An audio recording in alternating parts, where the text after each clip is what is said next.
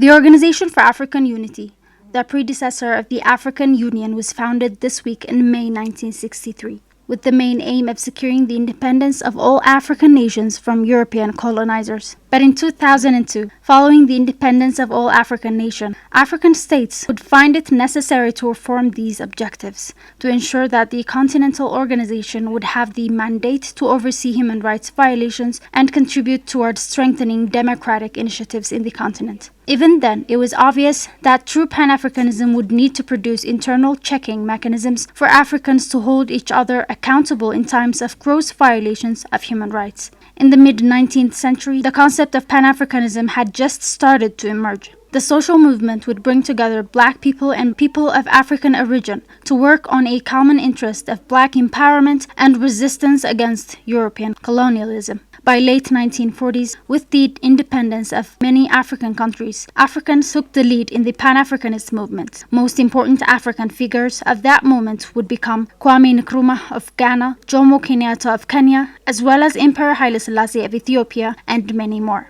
But the noble cause of Pan-Africanism has often been abused by African leaders across the continent, hoping to escape accountability for human rights violations. The Ethiopian government and the Eritrean regime have been screaming for the mantra of Pan-Africanism over the past year.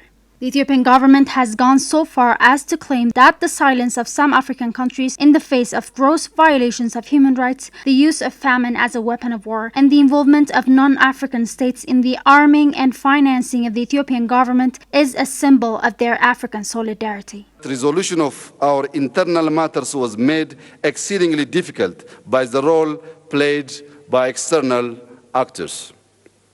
I wish to take this opportunity to thank you all for your support, solidarity, and understanding as we underwent these trying times.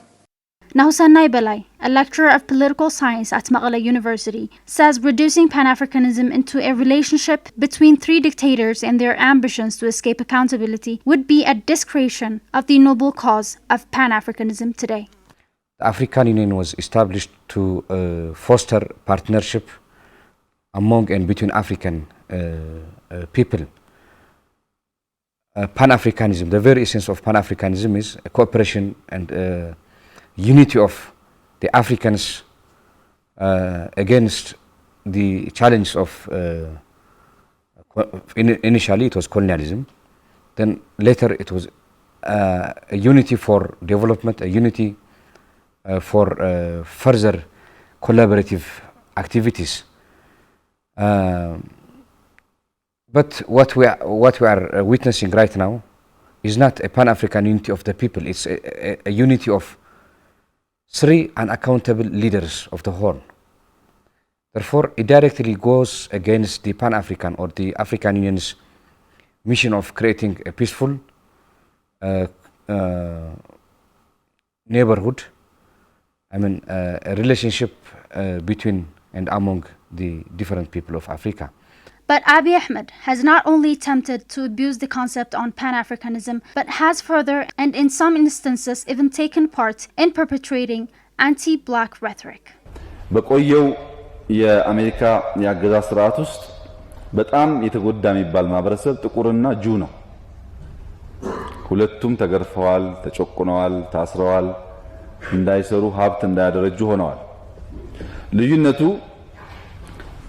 ጁ ከሲቪል ራይት በኋላ ትንሽ መብት መታየት ሲጀምር ዘፈኑ፣ ግጥሙ፣ ፊልሙ፣ ድራማ ወደፊት ሆነ።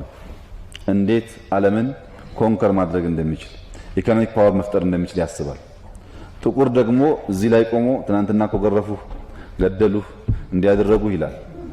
አሁን ያለው ትውልድ ትናንትና ውስጥ እንዲኖር አደረገው። እነዚህ ደግሞ አሁን ነው ነገ ውስጥ እንዲያስብ አደረጉት። 50 ዓመት አልሞላም ጁ ሀብታም ሆነ፣ ጁ ፓወርፉል ሆነ፣ ጥቁር ነፃ ደሃ ሆነ። ነፃነቱን አግኝቷል፣ መዝፈን ይችላል፣ ግን ደህንነቱን መቀየር አልቻለም።